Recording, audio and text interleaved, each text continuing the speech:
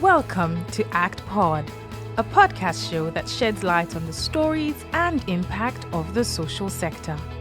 The show is proudly powered by Aspire Coronation Trust Foundation. Let's begin the change.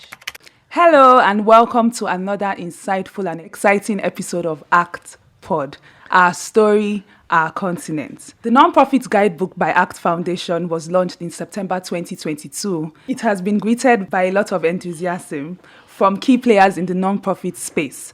ACT Foundation's commitment to a viable non-profit sector led to the conception of these non-profit guidebooks. Today I have with me someone that I consider a trailblazing, ever-inspiring, amazing change maker, Osayi Alile, CEO of ACT Foundation. Osayi Alile, thank you for joining us. Thank you so much, Aisha. I'm actually excited because this book. I know. I'm so pleased to have you here. Thank you for joining us. Yes, looking forward to the conversation. Yes, same here. Okay, so let's start from the beginning. What inspired this book? Why are we having a non-profit guidebook series? I think for me, I've been in the sector for a number of years, over 20 years, and I've met many NGOs across Africa, social enterprises, non-profits, whatever you want to call them, people that are just starting something. And I realized that they're always asking the same questions. I mean, go to Nigeria, it's the same question. Go to Ghana, it's the same question. So when we're going to our fifth year, I started looking for, just some documents to just help us to think through a process.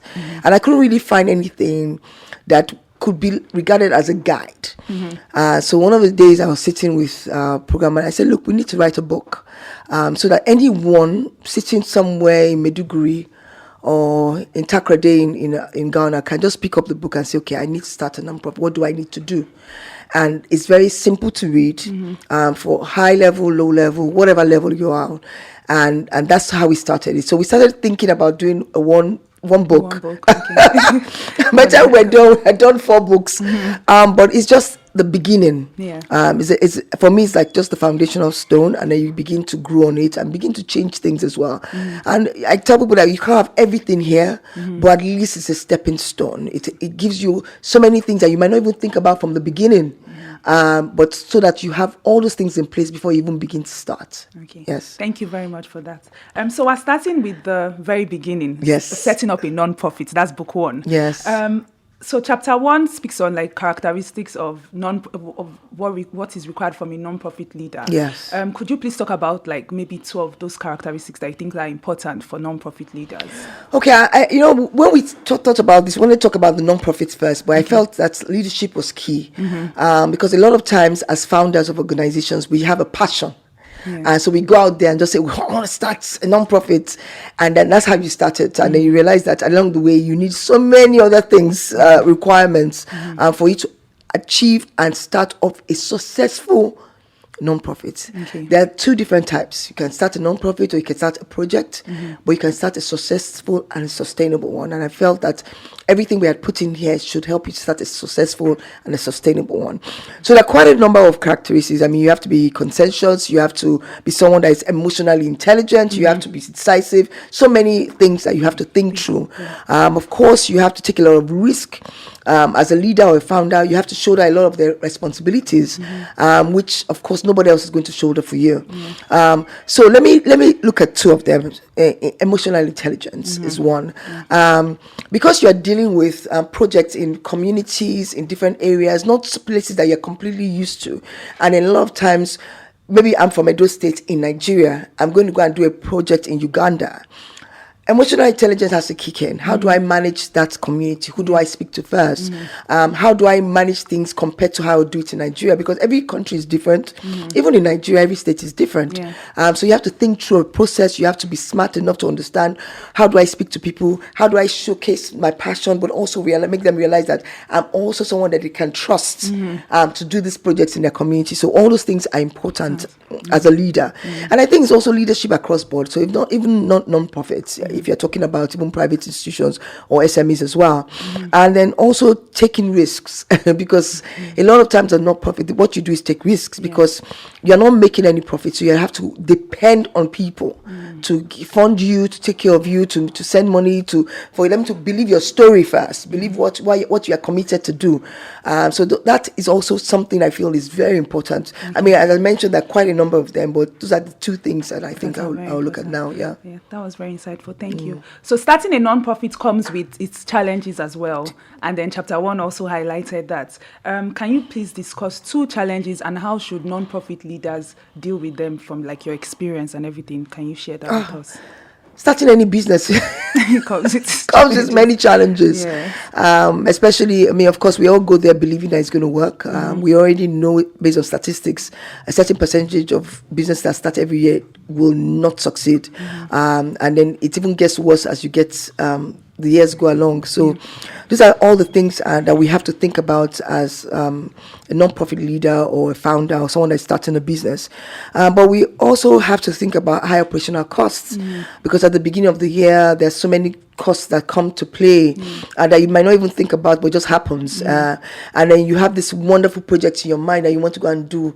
And I'm thinking, I have to go all the way to Enugu to go and do it, or I have to go all the way to Kigali to go and get it done. And you get to Kigali, and there are some amounts that you have to pay to operate in Kigali. There's Rwanda that is completely different from what you were paying to do in Nigeria, and laws are different, so you have to also bear that in mind.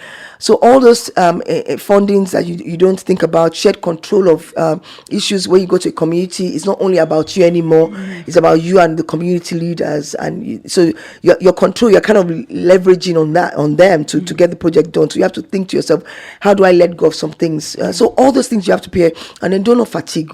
We're living in times that people are tired of giving, especially after we stayed at home for 2 years. People lost a lot of their jobs.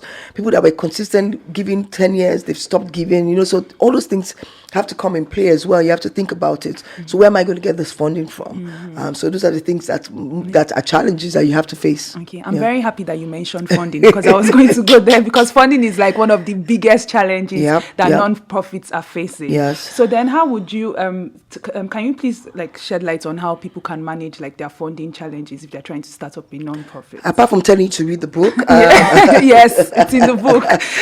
But I mean, what we've done with the book is that we've tried to break it down into different types of funding. So of course, because of the projects you run, every project has what might be relevant to you at a given stage. There's a way a 10-year organization will raise funds, and a 1-year organization can't do it that way, because the 10-year has shown some form of history. They've shown that their impacts. They've shown that they failed a few times, and so everything is different. So you have to decide for yourself, where am I at this moment? What do we need to do? So if you're starting an organization, I tell like any SME, individual funding is the best way to start. I mean, find people that are passionate about what you do as well, and begin to talk to them about that. And find some people that don't even have the time, and you have the time. So they will say, let me give Aisha the money, let her go and do it, and come back and give me some. So that's the easiest way to start off with. Then of course we have corporate funding, we have foundation grants like we do, and we our grants are yearly, and we do a call for proposal. So there's so many, but a lot of us that do that, we want you to have gotten to a certain number of years before you even come to us. So that's why we tell people, start with the individual first. People that like any other SME, go to talk to people that trust you and that believe that I know that you have always been passionate about this, so I'm glad that you're doing this now in a more professional way. But there are quite a number of others that you can also follow through with. Wow. Yes. Interesting. Okay, so we're moving to book 2, where we discuss managing the daily activities of an NGO. And now that we've successfully started, so I like how the book is in like different stages, like a phase. Okay, we've started now, we're moving to operating. Now that we've successfully started the non-profit organization, how does it feel like to run it? What's it like, the daily operations? What can we get from this? It's hard. I mean, people feel that non-profits are the easiest things to, you're doing it, you're so lucky. Is it a hobby? And I'm looking at them, no, it's not a hobby. It's real work. It's real work. It's real work because it requires a lot of your commitment. And a lot of times you are not seeing things manifesting in the way you want it to. And you still have to trudge because people are depending on you. And, dependence on an individual. This, like I was talking to Zuera of Dangote Foundation, and they feed people every single day, and they've done it continuously for 3 years. Wow. How do you do that for 3 years? And when she told me the figure, I was like, I'm just like, my goodness. But that's commitment. Yes. Commitment regardless of the challenges you're facing, commitment regardless of what you're seeing. So those are the things that you have to continuously do. And, you have to just continuously push out there. So commitment is key, passion is key. But in doing that and running an organization like this, you must also realize that there's so many other things that you need to play with as well. And I think that's what the book also talks about. Governance structures are important. How do you put that in play?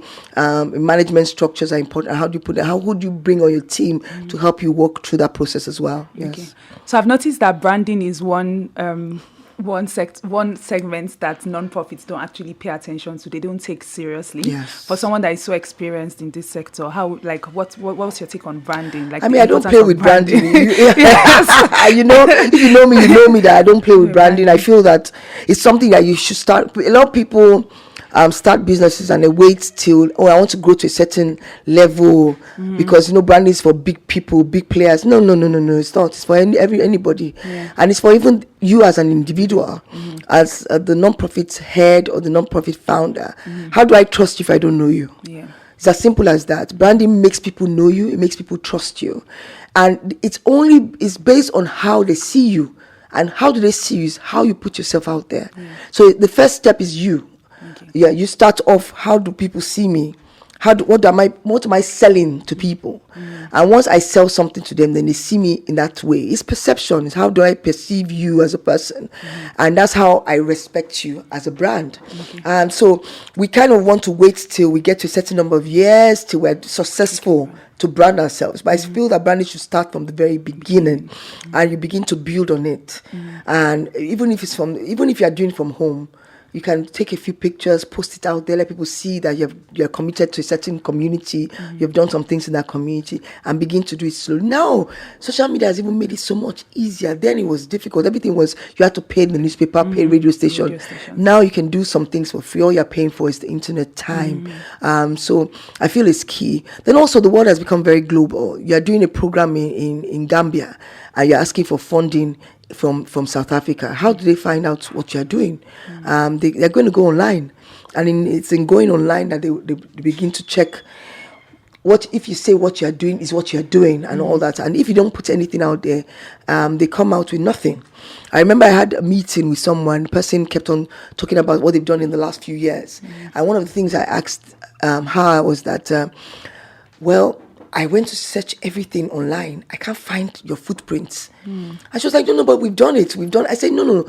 You can't tell me you've done it if there's no footprint. Yes. It's different if you want as a personal person to keep your things private.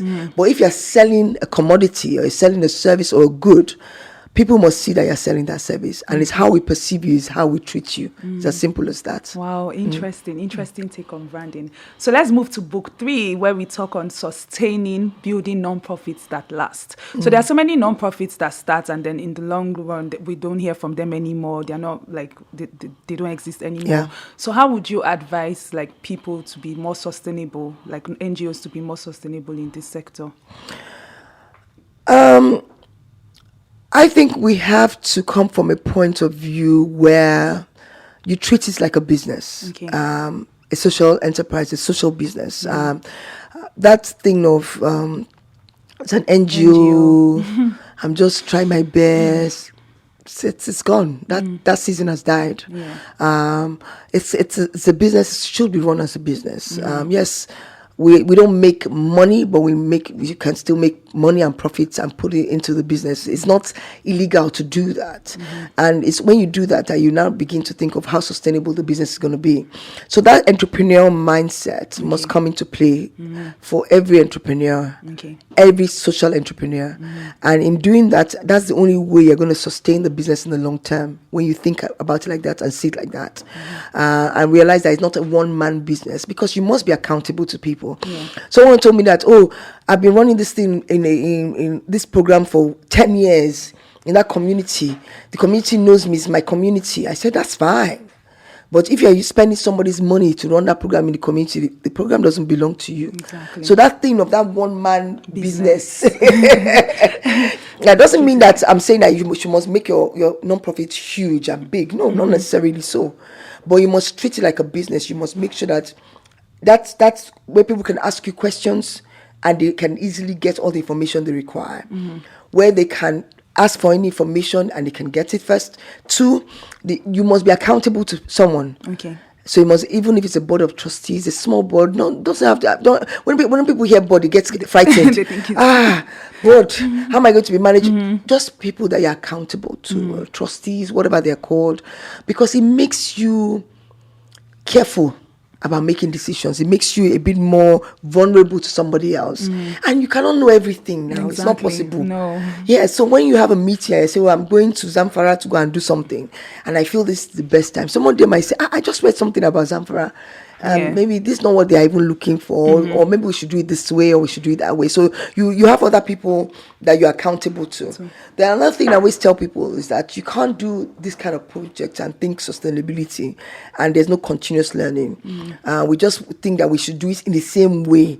I know an organization, the same thing every single year. Even myself, I'm tired of hearing that. Now we are doing it. Okay, how many people did you do last year? 500. How many people are you doing this year? 500 and 500. And that's every single year. No innovation. Not thinking to themselves that the community is changing. The progress, the way we are doing things are changing. What do I do different? What do I, So that, but if you don't know, how do you do things different? And that's where continuous learning must come into play, that you're always learning, reading, asking questions, talking to people, being in groups that you can ask them what's going on, and you can learn from people, because you cannot learn by yourself. No matter, even when I tell people I've been in the system for how many years now, there's some things that when people talk about, I'm in shock, because really, there's something new that you're learning every day. So I'm one of those people that I feel to myself that I'm always on learning things. I'm ready every year to get people to tell me what's going on. I want smart people around me that can tell me this is not how it's done anymore. Then I'm also in different groups of people that are CEOs as well. That if something is going wrong, I can always go to them. That's how you sustain a business. When you have people around you that have more talents than you do, and you have more people around you that ask more questions than you do, you find out that they're asking the questions, you too are learning from them. Then also, I mentioned the networks and other people that you can talk to as well. The networks, what network are you in? Yes, you are doing an amazing job in the community and they love you there. But once they take you out of the community, can you survive? Yes, so you must be able to survive outside of the community. You must be able to go global. And it doesn't mean to travel anywhere anymore. No. Global can be online, you can be talking, you can have sit in, I tell people that another way you can bring yourself out there is that when they have all these things online, you already have a few questions you can ask. So once they say, are there any questions, everybody will be quiet. Why can't you ask a question? I'm calling from Zamfara State in Nigeria. This is my project. I wanted to ask 1 or 2 questions. Immediately, if I have anything to do with that project, I'm already kind of writing them. That's one of the ways I get new organizations that we've never worked with. When I'm sitting, I'm on Zoom somewhere and people are asking, I'm looking at their different details and I'm checking this person's from where, and I'll send a message. I say, go and check this community NGO and see what they do, and then maybe invite them for the next project. So those are the things. That's the way you can build and sustain. Of course, be comfortable with failure and even with the future, because the future is here. It's not going anywhere. Technology has come to play, so you have to be comfortable with all those things. That and I think let me go back to continuous learning in terms of that, and that's why I felt that the book was necessary as well, because it enables people to see past where they are at this moment and be able to come up with examples that can make things work for them. So I'm happy you touched on networking, because that's like a follow-up to my next question on building partnerships to unlock growth opportunities. So I noticed that the book provides information on donor cultivation and donor-centered culture. Why do you think non-profits should collaborate? I think I say it all the time. You can't do this on your own. It's impossible. And if you are focused on health and you go into a community and you have enterprise issues, Are you going to add enterprise to your focus area or your mission? It's not possible now. But if you have people along the line that are doing other things, then it makes it easier for a few of you to come in and say, okay, what do we do different? How do we manage the situation that we're seeing? So I feel that collaboration is key. Then 2, you can reach other beneficiaries because you might not know all that you need to know. And then somebody else say, come and do it on my other community that I'm already there anyway. And so you find out that you have done community 1, you're going to community 2, you're going to community 3. And so you before you know it, you're reaching more people because someone else is invited you to come and maybe it's even easier because their project is already running. So all you're coming to do is come and join them in their own project. So we have to start thinking past the fact that it's all about me, myself, and I. And once you start thinking community, thinking solutions, you find that collaboration becomes a bit more easy because you're not worried. You feel that as far as I'm concerned, I want it to work. So whatever we need to do together to make it work is what you are looking out for. Then, of course, you're leveraging resources as well. So I'm going to Gambia now, and we're going to Rwanda. Why do I want to go open an office in Rwanda? Let's look for other people that are there that are doing what we're doing, or that we can maybe work from their office, or we can leverage on who they are as individuals. And then you might realize that they have more networks there already that you don't have because you have not built Rwanda, network. So you can leverage on people, leverage on their networks, leverage on their resources, leverage on their funding. So ACT gets a fund from an organization, and we want to add 3 other people to it. We've already gotten the funding, so we're bringing you to join the party. So when you're coming to the party, maybe you're only bringing a bottle of wine or a glass of or a bottle of fruit juice. While me, the party has already started. I've called the DJ, I have the cameraman. So all those things that you think about and you put into play as well. Also reduces overhead costs. The cost is high, and you have to pay people. You have to pay services, rents, and stuff like that. So there are so many things that we can think about, and we can say why is collaboration key, why building partnerships are key as well. And but I also think one of the things that it's important is also nurturing donor relationships. And I think we didn't mention it in the book because it's really important. A lot of people wait till the call for application, or wait till you see the donor somewhere, say, I sent a proposal to you guys 3 years ago. Where have you been for the past 3 years? You people denied me that at that time. What happened in 3 years? Have you continuously sent information? Have you invited them even to your program? Because they might not come to everything, but by the time you invite 2 or 3 times, after a while they'll be like, this person, let me go and see what they even do. Even if I don't go, let me send somebody. And sometimes it's in seeing that it's in believing. But don't wait till that moment when they're doing another call to start saying, I want to talk to the person that is in charge. People give who they know. No matter how much you say that, they might not know the person personally, but because they've seen that brand out there, they feel comfortable with the brand. I've asked another donor agency about the person and say, that's a fantastic brand to work with.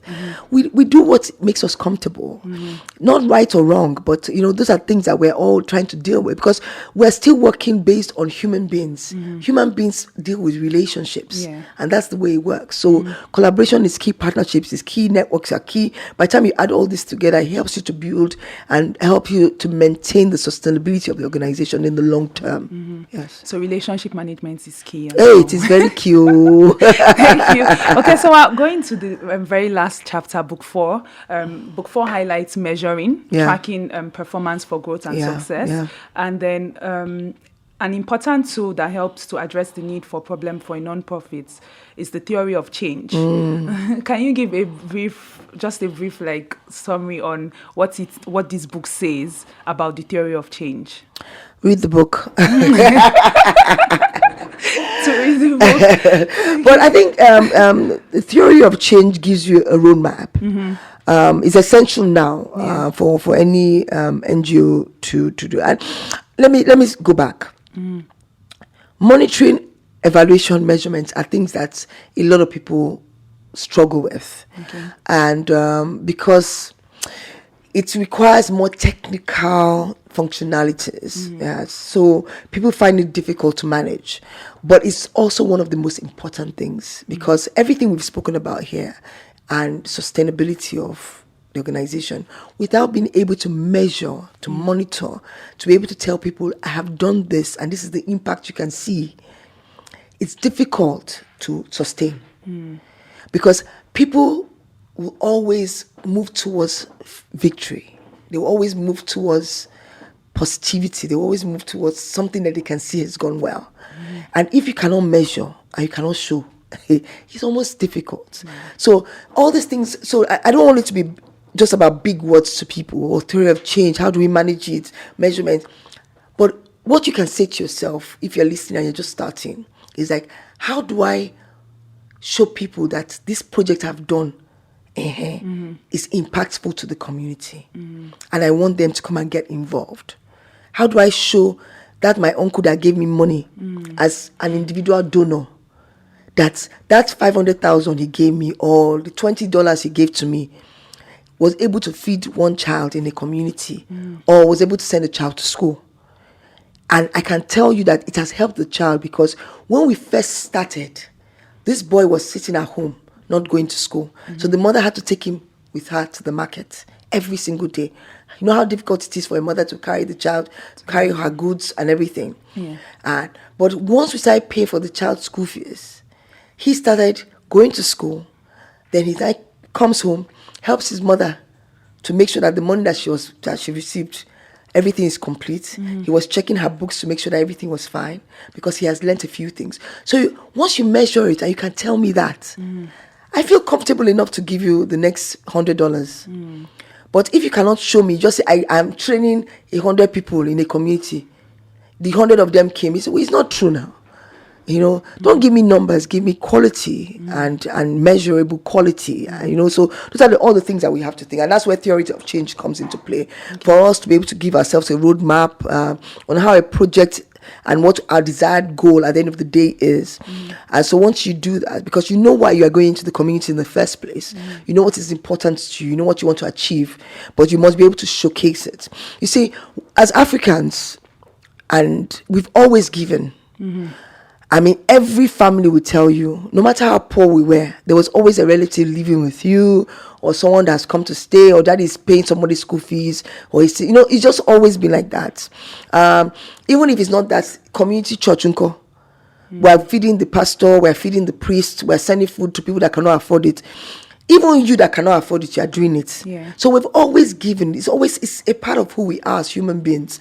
When someone is having something in family, look at the way we all pack and go. Someone dies before the person's family has even woken up from sleep. People are already there helping the woman to clean, cooking, not asking her for a kobo, doing. That's who we are. Well, we're asking now that we can do it in a structured manner. Apart from that benevolence, that's fine. But if you are doing anything in the community, how do we structure it? How do we know that it's going well? If someone is doing, even if it's a cousin that is helping you to take care of the kids in the village, and you're paying their school fees, asking them, what about what is it making the person better as an individual?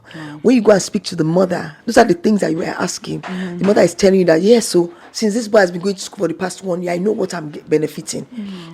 So once you can measure all those things, those are theories of change. Those are the purposes of it. That's the necessity of it. So don't look at it like a big thing. Look at it as a necessary tool. And once you read that fourth book and you think to yourself, how do I measure this thing? Think about it in terms of, this is necessary for me to do. So once you do that, then it's easier for you to say, okay, what is important for me at every given time? Wow, that was so insightful. I feel like I should have come with my pen and jotter or something. Thank you so much for that. Thank you for being with us today. Before we call it a wrap, each of these books has a special section tagged Sector Insights. What should the reader expect to get from there? Okay, so with Sector, we wanted people that have gone through the journey and that you cannot necessarily have in front of you to ask questions. We asked them questions on your behalf. So we wanted them to be able to tell us their stories and tell us why they felt maybe starting was important, operation was important, and things like that. So we developed questions that are across all the gap areas that we have observed in talking to nonprofits, and that's why it's important. So we put all the different things at the back of every single book, and it's always so interesting when you read and look at it. I mean, look at Nika D'Souza, who I know has been in the sector for over 30 years. She said in the past, nonprofits tend to be unstructured due to the nature of how they're established by founders and the community. Increasingly, we are seeing that the operations of nonprofits are becoming institutionalized. Governance remains key for nonprofits, especially in view of the increasing need for transparency and accountability for its actions and its resources, which is what we had talked about before. Resources are so key. You can't take somebody's money and they cannot ask you any questions. Therefore, building a strong governance structure is key in ensuring that the nonprofit organization is accountable to its various stakeholders. So we have quite a number of these people that have run strong nonprofits across Africa, give you different insights of why they feel and believe that starting a nonprofit is essential, and all the different steps that we're taking are essential. And I felt that was very, very important. Amazing. Yes. So, guys, before we go, if you've not gotten your copy of the Non-Profit Guidebook, it's available on Amazon, the e-copy and the hard copy. So until next time, watch out for another insightful section on ACTPod, our story, our continent. Thank you, guys. Bye. Thank you for listening to ACTPod. For inquiries and feedback, please reach us on actpod@actrustfoundation.org. Follow us on social media at ACTFoundation_ on Instagram and Twitter, and Aspire Coronation Trust Foundation on Facebook. The show is proudly powered by Aspire Coronation Trust Foundation. ACTPod, our story, our continent.